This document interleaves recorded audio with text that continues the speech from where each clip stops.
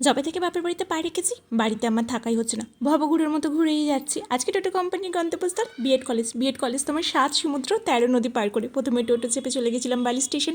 সেখান থেকে ট্রেন ধরে যাব হাওড়া। কতদিন পর এসেছিলাম বালি স্টেশন, আর হাওড়া মানেই তো ভিড়। সেখান থেকে আবার ট্রেন ধরে চলে গেছিলাম, সেখান থেকে আবার টোটো করে কলেজে যাওয়ার পর সবাই মিলে চলে গেছিলাম আমরা উলবেড়িয়ার কালীবাড়িতে। অনেক দিন পর কালীবাড়িতে এলাম, লাস্ট এসেছিলাম না সেই যখন আমাকে আইবুড়ো ভাত খাইছিলাম আমার বান্ধবীরা, তখন এইসব পুজোতেই গেছিলাম। আজকে অনেক দিন পর, সব থেকে বড় কথা বিয়ের বান্ধবীদের সাথেও আজ অনেক দিন পরে আমার দেখা হলো। এই যে মায়ের মুখটা কী যে মিষ্টি লাগে, আমি না এইসব অনেকবার পুজো দিয়ে গেছি, আমি জানি না মায়ের ওপর যেন আমার একটা অন্যরকম টান হয়ে গেছে।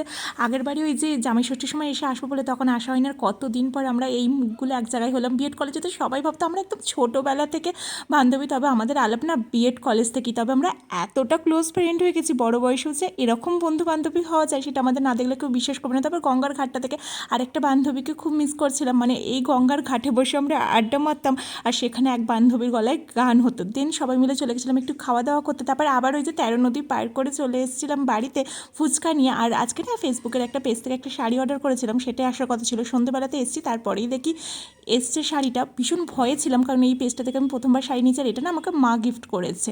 শাড়িটা বেশ ভালোই এসেছে, ওই Kanjeevaram tissue Kanjeevaram golden colour, আর তার সাথে লাল পাড় দেওয়া। বেশ ভালো দেখে শাড়িটা, মনটাতে খুশি হয়ে গেছে। আসতে হবে, আসি, দেখাবে নতুন ভিডিওতে।